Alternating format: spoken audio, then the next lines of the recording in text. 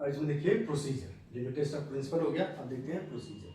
Procedure में किसी भी लिमिट टेस्ट का जो हम करेंगे, आयरन आपका क्लोराइड का, सल्फेट का, तो जो हम परफॉर्म करते हैं वो जो आपका ग्लासवेयर है, जिस ग्लासवेयर से हम लिमिट टेस्ट परफॉर्म करते हैं होता है नेस्लर सिलेंडर। ये हमेशा याद रखिए, 2 नंबर में पूछ देता है कभी कभी कि नेस्लर सिलेंडर आपका limit test is perform in which glassware, in the glassware instrument, या जो भी करके ऐसे पूछ देता है। तो नेस्लर सिलेंडर हम क्या करेंगे, पहले 2 नेस्लर सिलेंडर लेंगे 50 ml के, वॉश करेंगे, ड्राई करेंगे। उसके जब वॉश एंड ड्राई हो जाता है तो एक नेस्लर सिलेंडर में हम टी मार्क करेंगे और एक में S, T for test, S for standard. इसलिए क्योंकि जब हम सैंपल डालेंगे दोनों में करीब करीब बस एक ही डिफरेंस होता है। जितने भी लिमिट टेस्ट हम परफॉर्म करते हैं उस सब में लिमिट टेस्ट में के प्रोसीजर में एक ही डिफरेंस होती है कि टेस्ट, एक में टेस्ट सैंपल डालते हैं, एक में स्टैंडर्ड सैंपल डालते हैं। बाकी सारे चीज़ें जितने भी हम आपके केमिकल्स डालेंगे, जितने अमाउंट में डालेंगे, जिस सीक्वेंस में डालेंगे, दोनों में आपका सेम होता है। तो जब मार्क नहीं करेंगे तो हम आपको डिफ्रेंशिएट नहीं कर पाओगे कि ये टेस्ट वाला था, ये स्टैंडर्ड वाला। और जब डिफ्रेंशिएट नहीं कर पाएंगे तो फिर आप एक्चुअल रिजल्ट क्या है आपका वो आपको पता नहीं कर पाएंगे, वो आपको पता नहीं चल पाएगा। इसलिए एक लेंगे आपका तो उसको टेस्ट मार्क करेंगे टी, और दूसरे में स्टैंडर्ड एस मार्क करेंगे। टेस्ट वाले में क्या करेंगे, पहले 2 ml ऑफ आपका जो सैंपल जिसका हमें पता करना है कि आयरन है कि नहीं है, उसको उसमें क्या करेंगे 2 ml ऑफ टेस्ट सैंपल डालेंगे। फिर उसमें 2 ml 20% सिट्रिक एसिड सॉल्यूशन डालते हैं।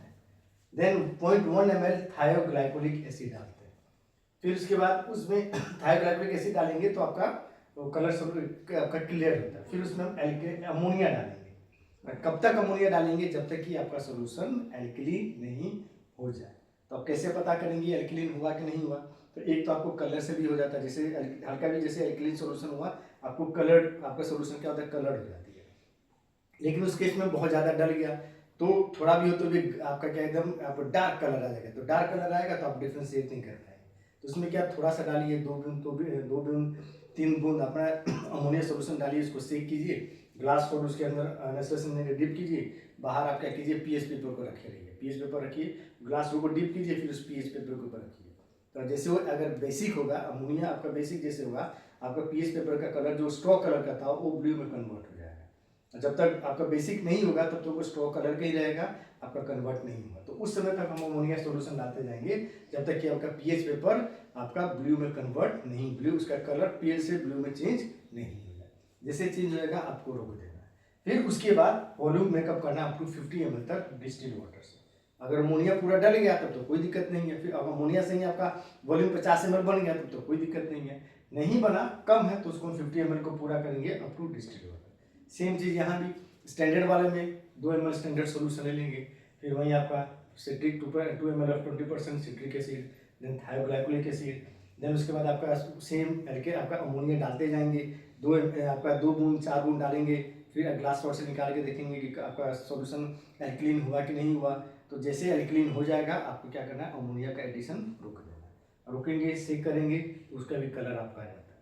देन मेकअप सेम चीज, मेकअप द वॉल्यूम करेंगे up to 50 ml with distill water. उसके बाद दोनों को छोड़ देंगे 5 मिनट के लिए, ताकि आपका रिएक्शन पूरा कंप्लीट हो और आपका पूरा का पूरा जो नेस्ले सिलेंडर में सोल्यूशन है वो पूरा का पूरा क्या होता है, कलर्ड हो जाता है। देन 5 मिनट बाद फिर हम दोनों के कलर को कंपेयर करते हैं, इंटेंसिटी, कलर की इंटेंसिटी है।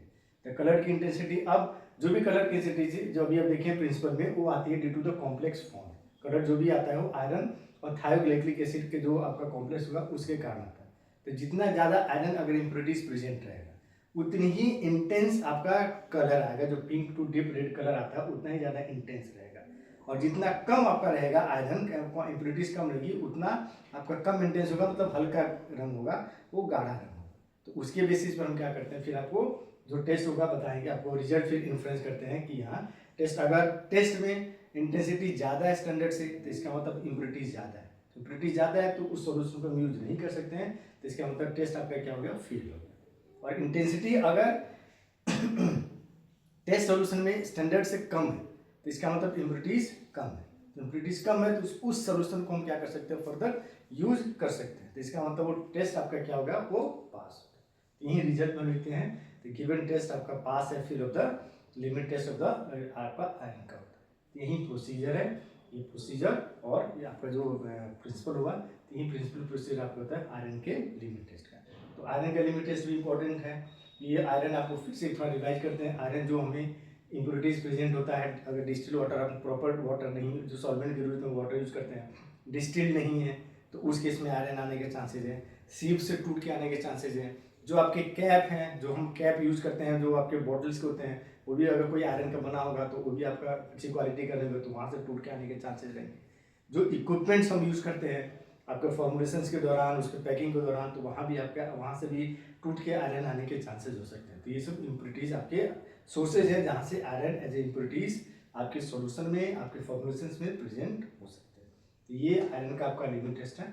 आप इसका पूरे नोट्स के लिए मेरी बुक आपका है ज्ञान पब्लिकेशंस की, ये आपका फार्मास्यूटिकल इनऑर्गेनिक केमिस्ट्री है, ज्ञान पब्लिकेशंस का है। इसमें आपका जो पीसीआई के सिलेबस है उस सिलेबस के अनुसार आपकी पूरी जो आपका सिलेबस है, पूरा सिलेबस का आपका नोट्स अवेलेबल है, बुक में अवेलेबल है। बहुत ज़्यादा उसमें आपका नहीं है, बहुत ज़्यादा डिटेल में नहीं है, शॉर्ट में जितना आपको मोर देन सफिशिएंट है। इसको रेफर कीजिए, पढ़िए। इसका आपका ऑनलाइन भी अमेजन पर भी ये बुक आपका अवेलेबल है, उसका भी आपके मैं डाल दूंगा, आपका लिंक में शेयर कर दूंगा इसके साथ, वहाँ से भी आप डाउनलोड आप परचेज कर सकते हैं। पढ़िए इसको। बाकी नेक्स्ट वीडियो में हम इसके आगे दूसरा कोई टॉपिक देखेंगे, उसको देखेंगे। ठीक है, लाइक कीजिए, सब्सक्राइब कीजिए, आपका रेफर कीजिए, और कुछ भी अगर डाउट होता है किसी उसमें तो आप कमेंट कीजिए, हम उस डाउट को क्लियर करेंगे। Okay, thank you.